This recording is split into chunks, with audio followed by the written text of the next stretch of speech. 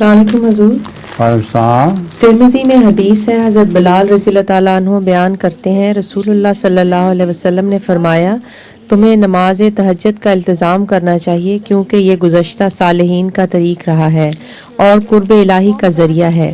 یہ عادت گناہوں سے روکتی ہے اور برائیوں کو ختم کرتی ہے اور جسمانی بیماریوں سے بچاتی ہے. حضور میرا سوال یہ ہے کہ حضرت صلی اللہ علیہ وسلم کے زمانے سے قبل صالحین کا تہجد ادا کرنے کا کیا طریق تھا؟